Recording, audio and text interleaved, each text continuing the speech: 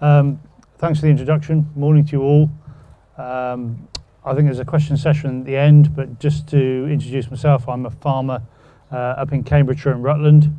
Also head up a consultancy business and also head of soils for innovation for agriculture.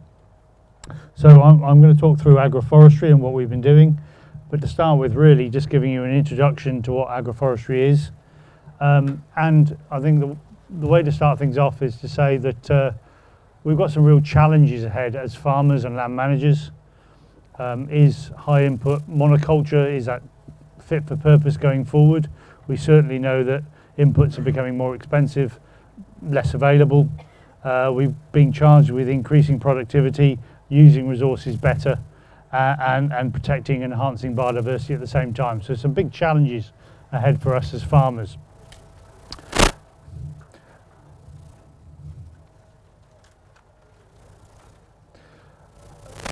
So what about trees? Well, we know that they're important for climate change adaptation as lungs of the planet. They could have a role in agriculture, and could agroforestry be an alternative approach, actually combining trees and crop production on the same areas of land?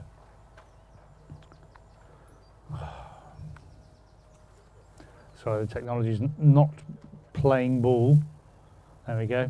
So as a definition of what agroforestry is, really it's a land use where trees are combined with either livestock or crops on the same land area, and where there's a significant ecological or economic interaction.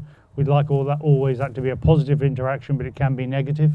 And typically that's either silvopastoral, trees and grazed landscapes with animals, or silvo-arable with crops.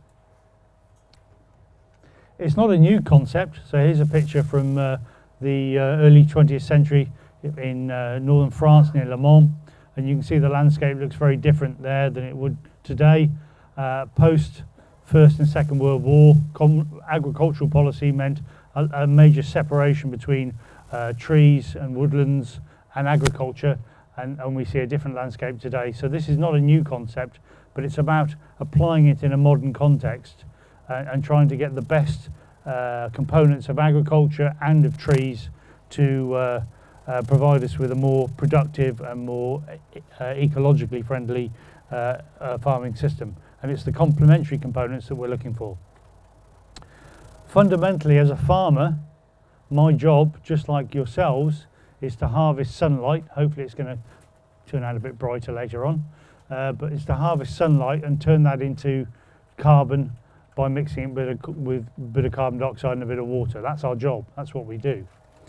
But there are periods of the year in arable farming, cereal production systems, when there's near maximum sunlight radiation, and we've turned the solar panels off. We're not building new carbon. So we're not using the resources perhaps to their full potential, because in those periods of the year when there's near maximum solar radiation, we're not being as productive as we could be. Can agroforestry help with that? Ultimately, whether we're a forester or a farmer or a solar PV engineer, we're all in the same job. We're all trying to do the same thing in terms of harvesting solar radiation and actually building capacity.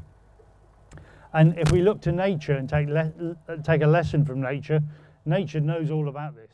It never leaves ground bare, and it's always got different layers of actually things growing on our soils to harvest that sunlight in different space and at different times of the year.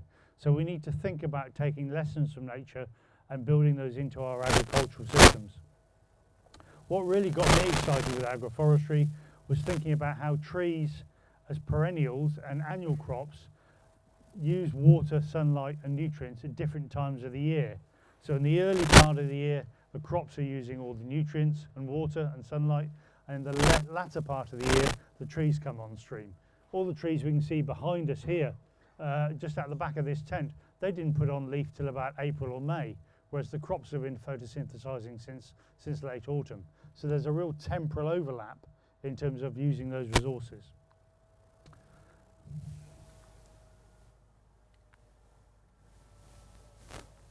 Sorry, having fun with the technology. There we go. Doesn't like me for some reason. The second thing is, as farmers, we're all signed up lifelong members of the Flat Earth Society. Rarely do we think much higher than the height of a cow's back or an ear of corn, or if we're lucky, we think a bit underground. But if we want to be more productive, we can use more space. So there's lots of space above the ground and lots of space deeper in the soils. And if we get the right components in our farming systems, mixing trees and crops, we can actually make them segment those rooting systems and those canopies and make them use different areas to exploit different water, build soils and use nutrients in different areas.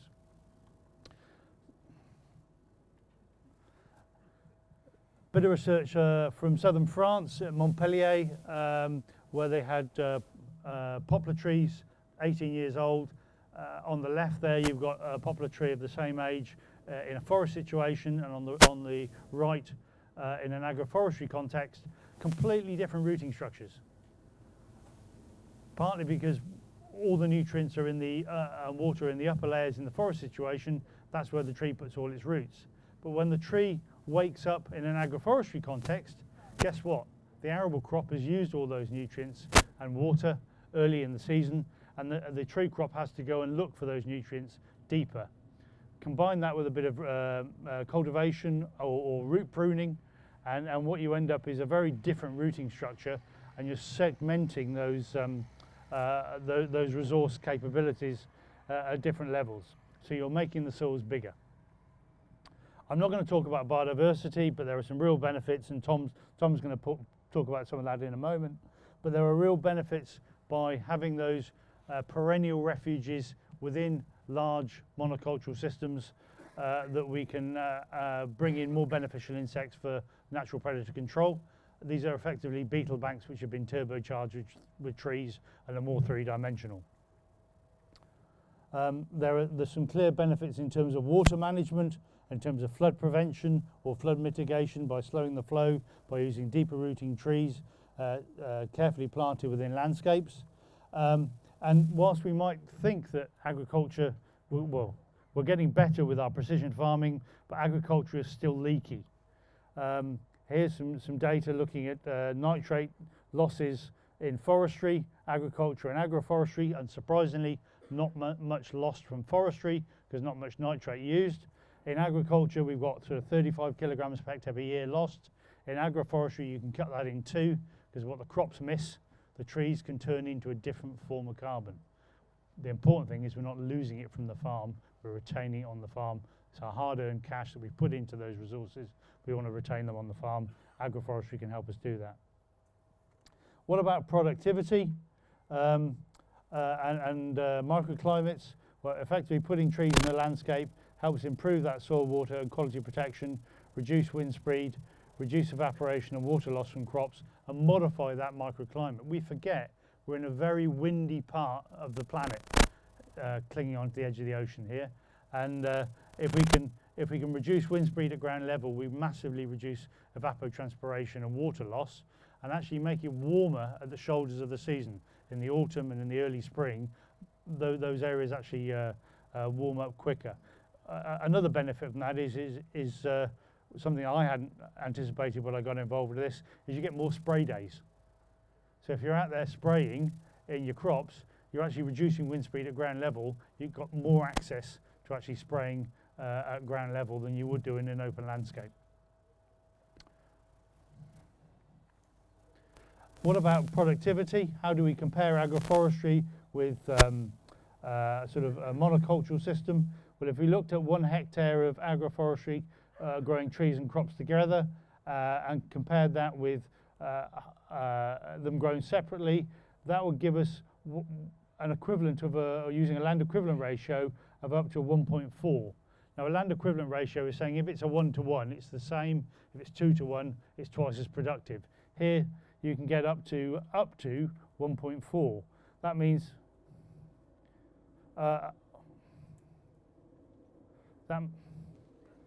it's not fun, this. That means 100 hectares of agroforestry could produce as much as 140 hectares of farmland where those are grown separately. And that's not me saying it. That's quite a lot of research looking at it in this area.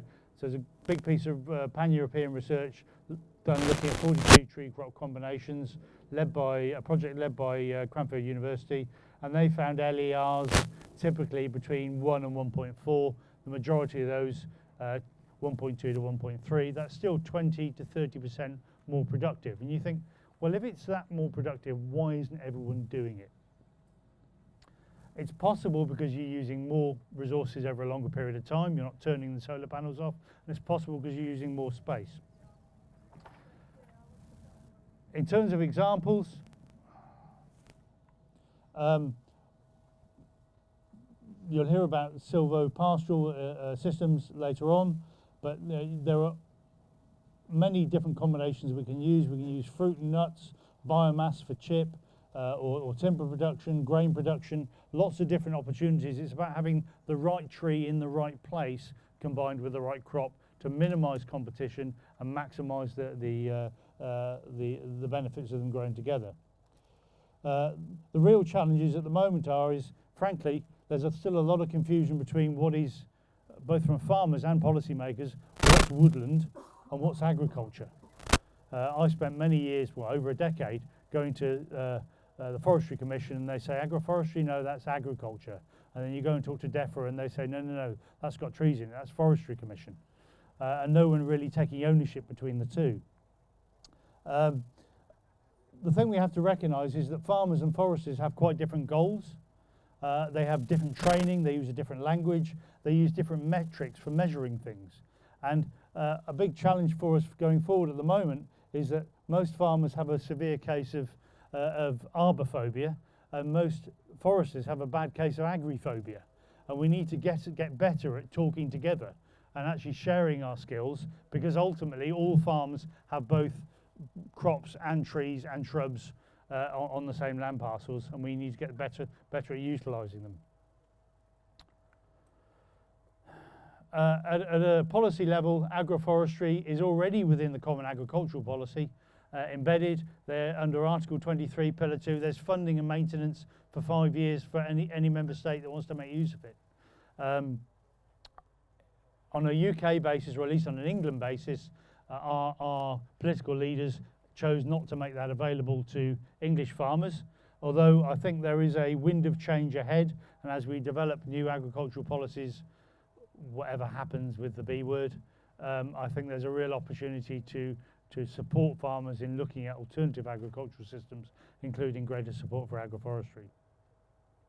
What I am seeing, I think, is that there, for the first time in many generations, the Forestry Commission and agriculture are coming much closer together, and that can only be a good thing for helping develop these policies.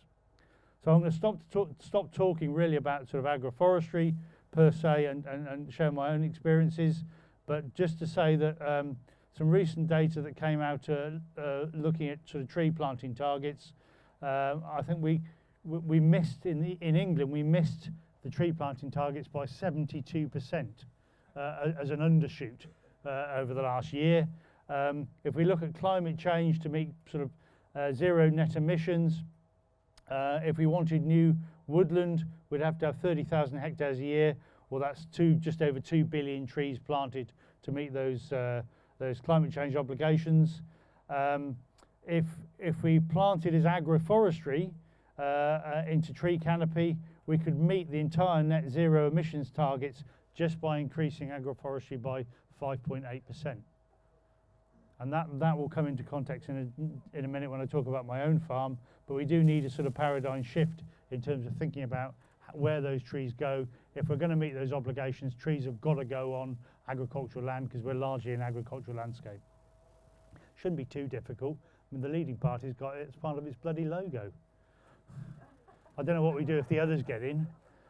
Anyhow, so just to sort of move on to my own experiences, I farm just up the road, a bit north of here, 280 acre farm. I'm a first generation farmer on a tenanted farm, and we've developed 125 acres of agroforestry. When we started farming 11 years ago, that was my entire toolkit for the farm. And it's taken me quite a few years to build the business into something that's actually profitable and productive.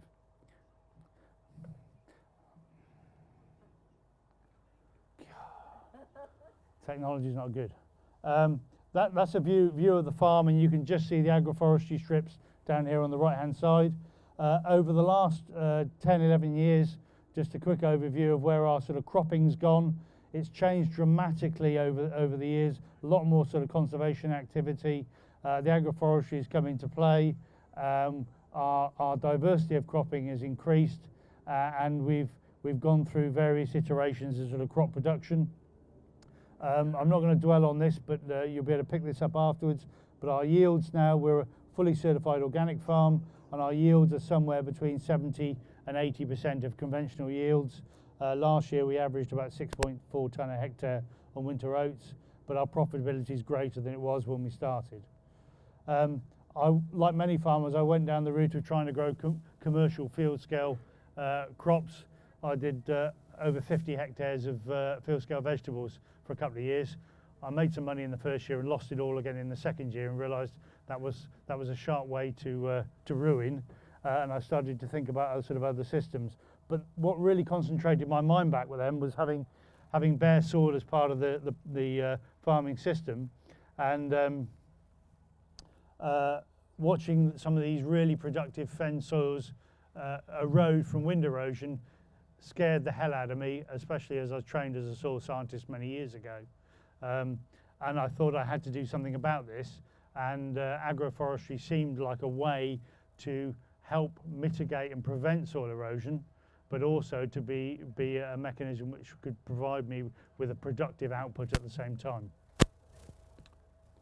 So our drivers really were to change the farm into sort of a more multifunctional land use, increase cropping and enterprise diversity, improve soil protection, create new habitats, and create new market opportunities. My limitations are that I'm a tenant farmer. At the time I had a 15-year farm business tenancy. I needed to retain Common Agricultural Policy eligibility, otherwise I'd end up with a dilapidation clause. I had limited capital. I've only got small pockets. The farm has to be profitable because I've got to pay a rent, and we don't really have any livestock facilities on the farm. Worse still, my tenancy actually precluded, and still does, any kind of livestock enterprises on the farm, which is, to my mind, madness, but that's where my landlords sit at the moment. So we were actually creating an agroforestry system back in 2009. We chose to use fruit trees to get an economic return within 15 years, whilst providing the benefits from wind erosion and biodiversity. We planted at a density of 85 trees per hectare, compared to a sort of orchard, which would be 850 or 1,000 trees per hectare. 3 metres between each tree in the row, 27 metres between each row, and all underplanted with sort of pollen nectar strips, leaving us a 24-metre working alley to operate modern machinery in between. We planted 13 different varieties of fruit tree, all apples, all on a 106 semi-dwarf rootstock, all on a sort of low easy care system. Importantly, none of them were early to maturity, so we could harvest the cereals in the alleys in between, and then go back and harvest the fruit crops later on. Half of the varieties are modern varieties, and some of them are heritage varieties, because we felt that was useful from a marketing perspective. So 85 trees per hectare, planted in 2009, looking like that.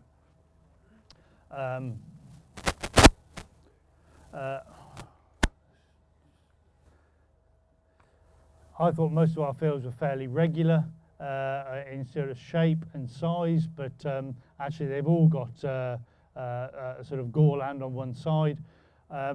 We're governed by internal drainage board regulations, so we weren't allowed to plant right up to ditches at the edges of fields. So we left 24 metres at either end to turn machinery when we're moving machinery around.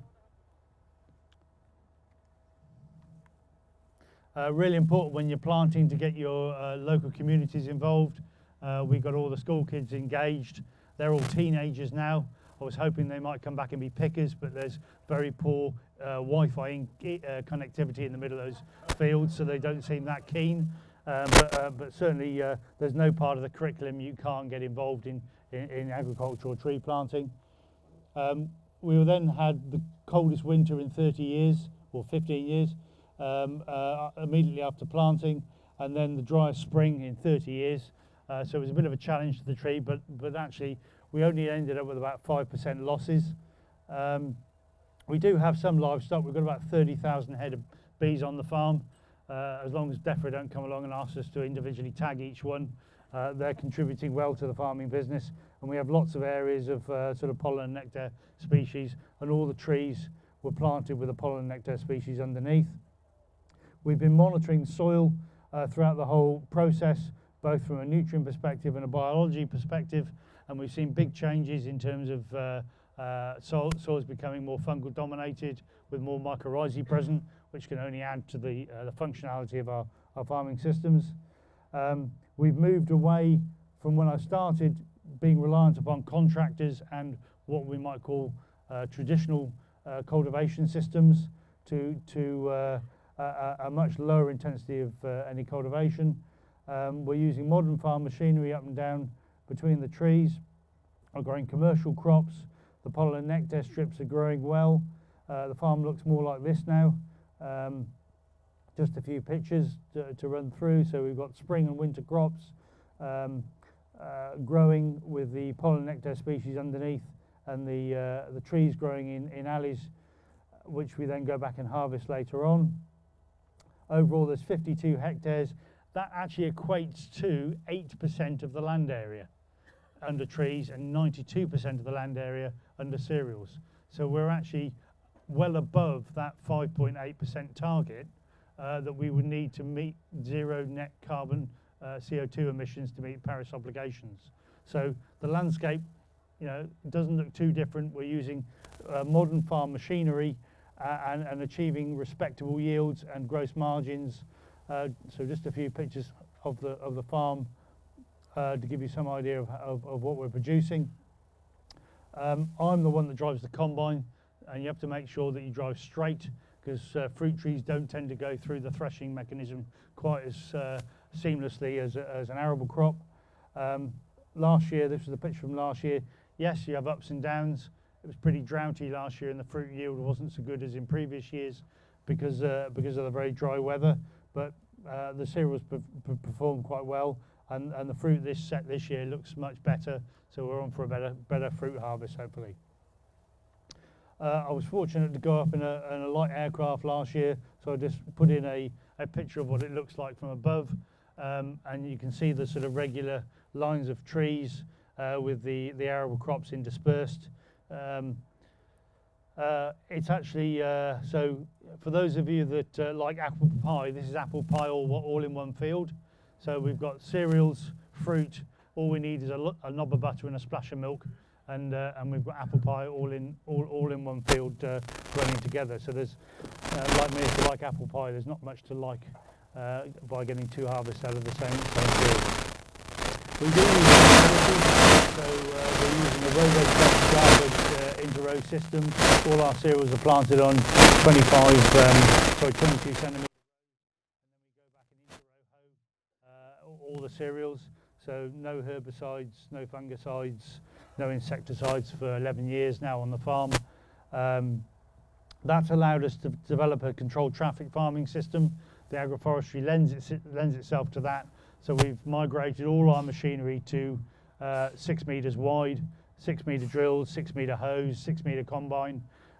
Fits perfectly up and down the 24 metre rows, 4 bouts. And now we've now adapted our equipment to actually do companion planting and bi-cropping. So we've got, in principle, 3 things growing in the field at any one time. Something low like a clover or a cover crop in the base of a cereal, which is senescing underneath the canopy of trees. So we've always got the solar panels turned on. We're always harvesting sunlight. We're always building carbon above ground and below ground.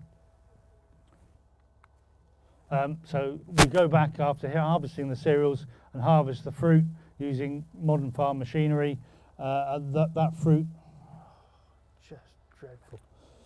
That fruit is then harvested and either sold in the wholesale market, or we juice it and retail it ourselves.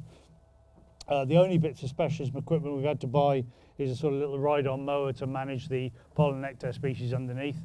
And I guess one of the only sort of salient lessons I learnt is that I hadn't realised we were creating 4,500 roosting posts for pigeons when we planted all these trees in arable fields. So we had to go back and plant or put in bamboo canes, 10-foot tall bamboo canes on every tree, just to give the birds somewhere to roost. And once we'd done that, we sort of solved the problem.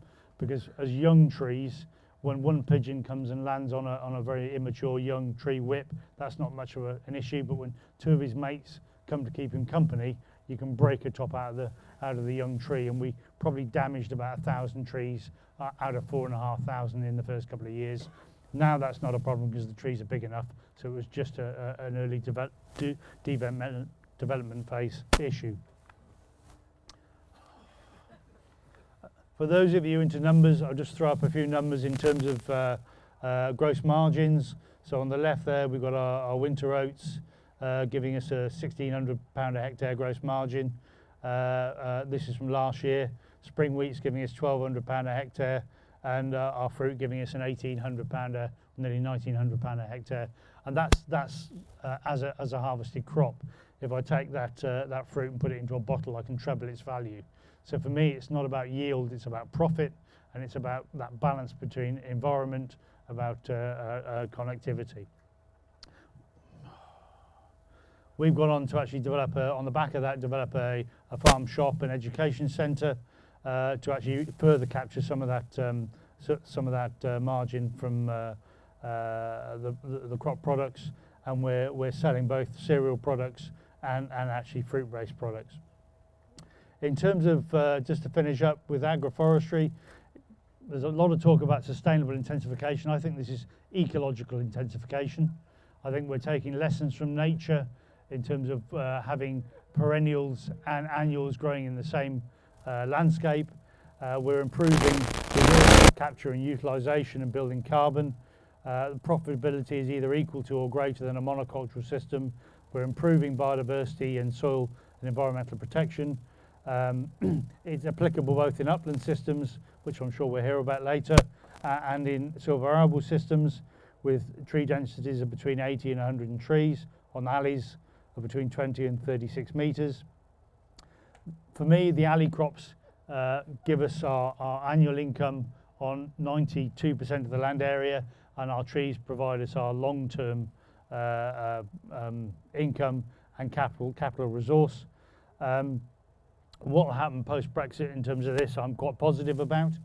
If we think about where we live in houses and and work in buildings, they certainly got it a few years ago that there's plenty of space above our heads that we can make use of and live in more than two dimensions.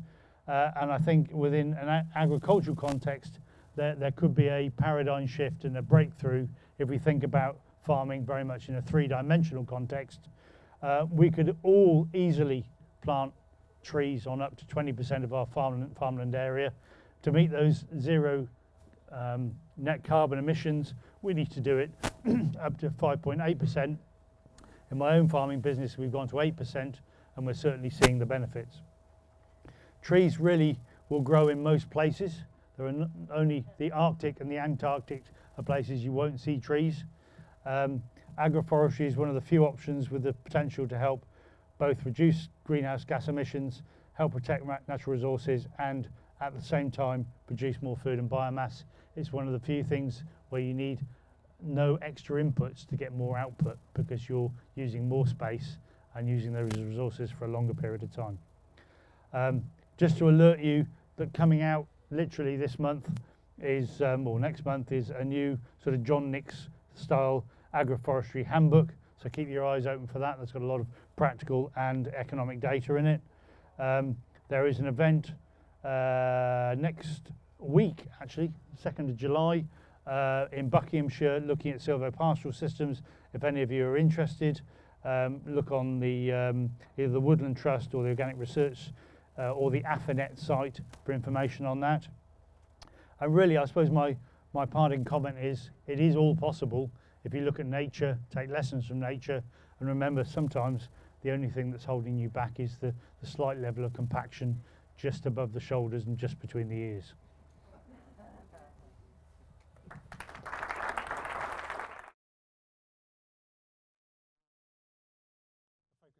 research is on silver arable agroforestry in this country. So very much focusing on the kind of system that Stephen was just talking about. And I'm particularly interested in the biodiversity and the wildlife in these systems, and particularly in terms of thinking about natural pest control and pollination to some of these kind of helpful ecosystem services. And I'm working with the Woodland Trust and with the Organic Research Centre on this project.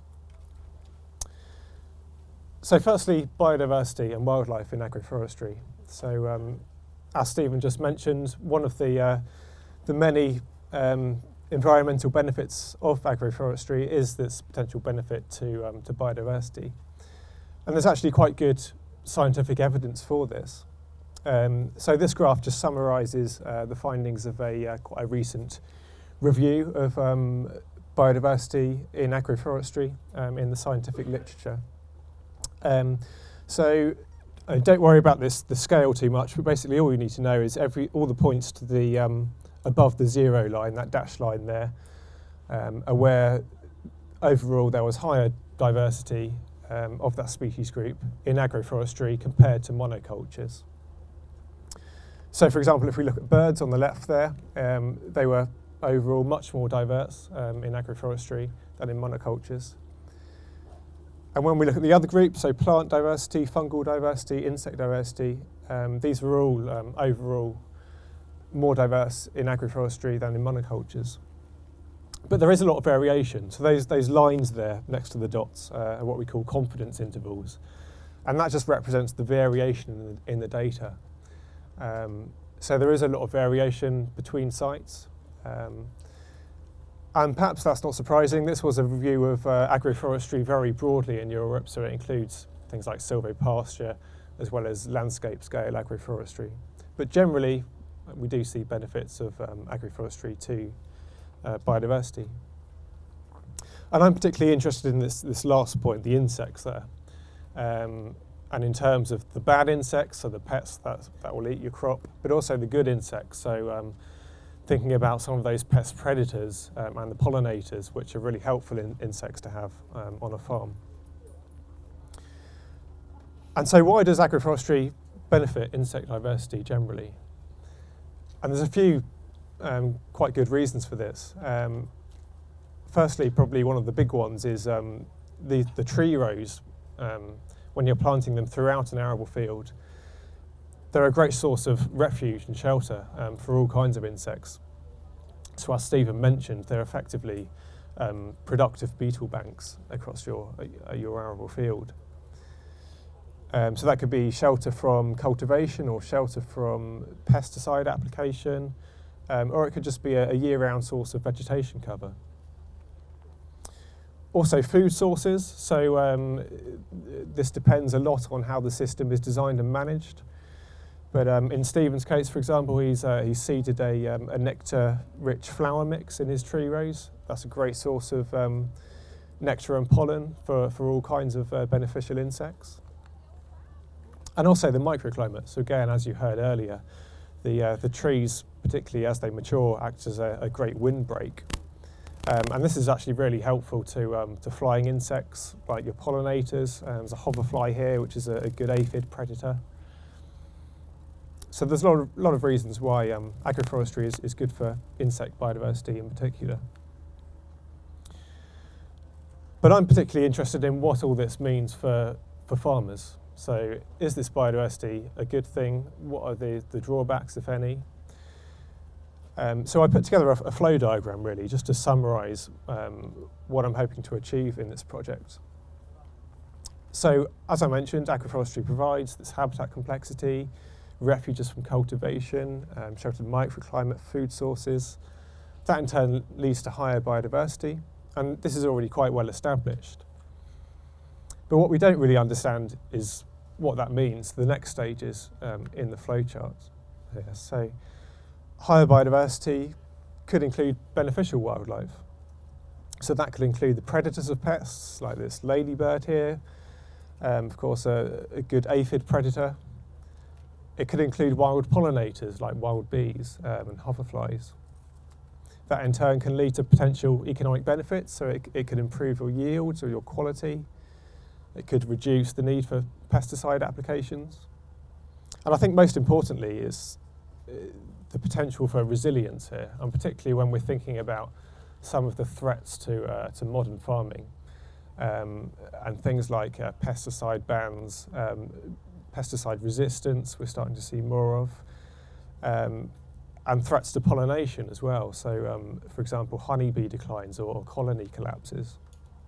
So by having this beneficial wildlife on a farm, you're effectively giving yourself some kind of insurance against these future threats to productivity. But I'm also conscious that not all biodiversity and not all wildlife is a good thing to have on your farm, and there's some things you don't want too much of. And there's some evidence that agroforestry could boost slug populations, for example. That could be a problem. And there isn't a lot of research into weeds at the moment, but I think there's a bit of a perception that agroforestry could be quite weedy. The tree rows, they could just get clogged up with weeds. They could spread into your alleys. That could be a problem. And that could lead to costs. So that could reduce your crop yield. It could lead to higher pesticide input or management needs. So what I'm really interested in is investigating what are these benefits of wildlife in agroforestry, what are the problems, do the benefits exceed the problems, and what, if anything, can agroforestry farmers do to maximise these benefits? And so this is very much a field-based project, so I'm collecting data from agroforestry farms, working agroforestry farms, one of which is Stephen's farm that he was talking about, Whitehall Farm, which is the third one there near Peterborough. And I'm also looking at two other farms which are quite similar in terms of their setup. They were quite heavily inspired by Stephen, so they're slightly younger in age. But in terms of the spatial dimensions, they're quite similar, so 24-metre wide crop alleys. And one of the farms isn't organic, that's a conventional farm, which is the first column there. And the second column, that farm has quite a wide range of tree species planted, so it's not just apple trees. There's a lot of other fruit trees and nut trees and timber in there as well. So there are a few differences. But importantly, all of these farms have agroforestry fields, but they also have normal arable fields without the trees on the same farm. So the idea of my research is to sample the insect and plant diversity in the agroforestry field and then compare it to the arable field and see if there's any differences, if any. Unfortunately, there are some differences, which I'll briefly talk you through some of these.